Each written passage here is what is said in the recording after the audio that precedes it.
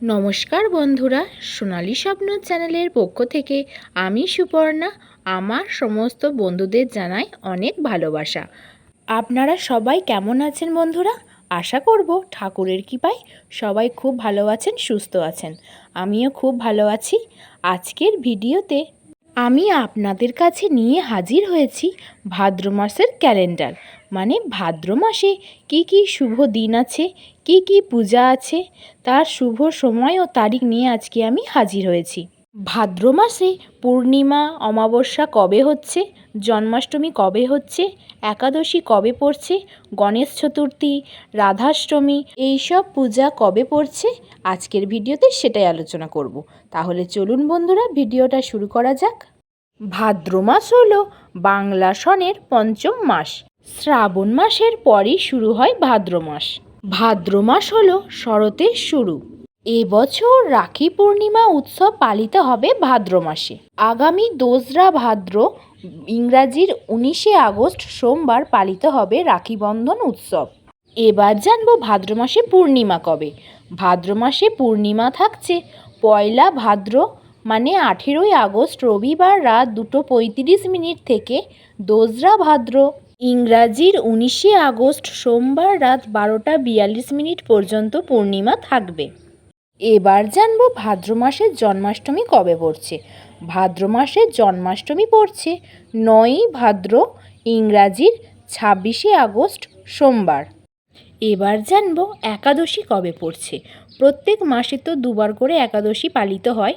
প্রথম একাদশী পড়ছে 11ই ভাদ্র শেষ রাত্রি 4:19 থেকে 12ই ভাদ্র রাত 3:45 পর্যন্ত।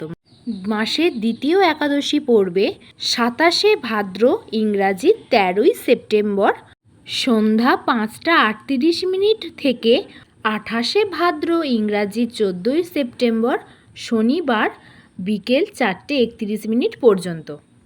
এবার জানবো রাধাষ্টমী কবে পড়ছে। রাধাষ্টমী পালিত হবে 25শে ভাদ্র ইংরাজির 11ই সেপ্টেম্বর বুধবার। ভাদ্র মাসে আরেকটি বড় উৎসব বা পূজা হলো গণেশ চতুর্থী। এবছর গণেশ চতুর্থী মানে গণেশ পূজা পালিত হবে 21শে ভাদ্র ইংরাজি 7ই সেপ্টেম্বর শনিবার। ভাদ্র মাসে তো লক্ষ্মী পূজাও করা হয়। ভাদ্র মাসে লক্ষ্মী পূজা হবে 26শে ভাদ্র ইংরাজির 12ই সেপ্টেম্বর বৃহস্পতিবার। ভাদ্র মাসের 10 তারিখ মানে 10ই ভাদ্র ইংরাজি 27শে আগস্ট মঙ্গলবার শ্রী লোকনাথ বাবার আবির্ভাব তিথি। নন্দ উৎসবও পালিত হবে 10ই ভাদ্র। ভাদ্র মাসের অমাবস্যা কৌশিকী অমাবস্যা নামে পরিচিত। ভাদ্র মাসে অমাবস্যা পড়ছে 16ই ভাদ্র 2রা সেপ্টেম্বর সোমবার ভোর 5:05 থেকে মধ্যরাত পর্যন্ত। বিশ্বকর্মা পূজা পালিত হবে 31শে ভাদ্র ইংরাজি 17ই সেপ্টেম্বর মঙ্গলবার। এবার জানা যাক ভাদ্র মাসে অতিরিক্ত বিবাহের তারিখ।